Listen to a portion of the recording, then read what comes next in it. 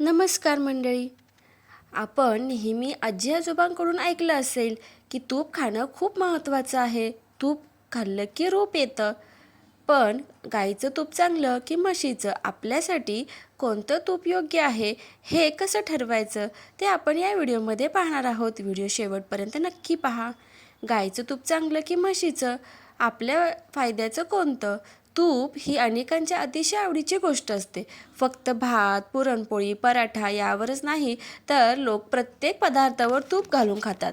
तुपामध्ये आरोग्यासाठी उपयुक्त असे बरेच फॅट्स असतात. त्यामुळे दिवसभरात किमान 2 ते 3 चमचे तूप आवर्जून खायला हवं असं सांगितलं जातं. हाडाचं आरोग्य चांगलं राहण्यासाठी, त्वचेसाठी, पचनक्रिया सुरळीत राहण्यासाठी तूप अतिशय आवश्यक असतं.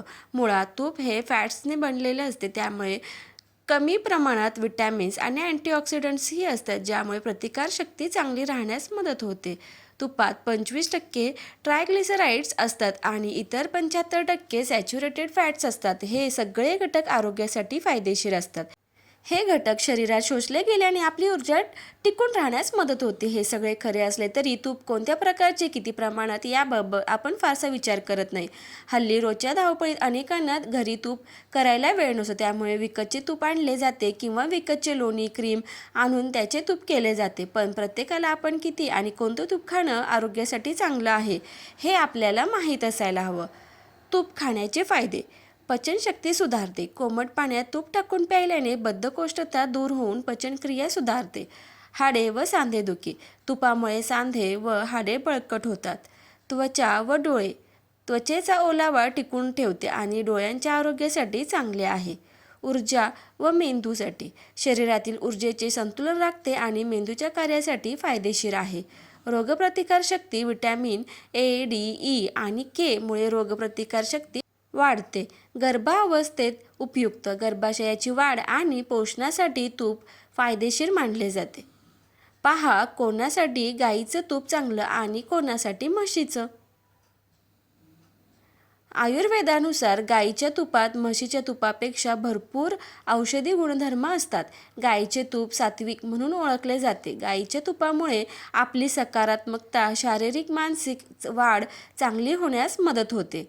पण म्हशीच्या तुपामध्ये फॅट्सचे प्रमाण जास्त असल्याने ते दीर्घकाळ टिकते. पण गाईचे तूप मात्र सामान्य तापमानाला तितके टिकत नाही.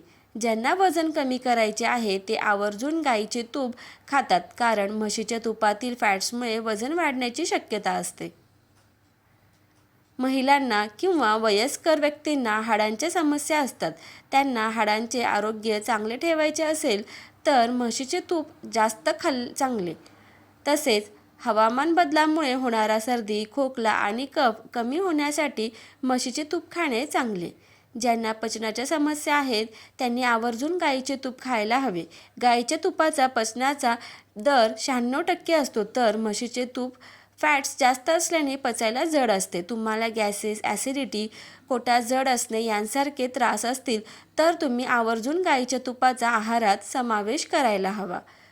कोलेस्टेरॉल ही आता अतिशय सामान्य समस्या आहे. आपल्याला या समस्येचा सामना करावा लागू नये असे वाटत असेल तर मात्र गाईचे तूप खाणे केव्हाही जास्त चांगले.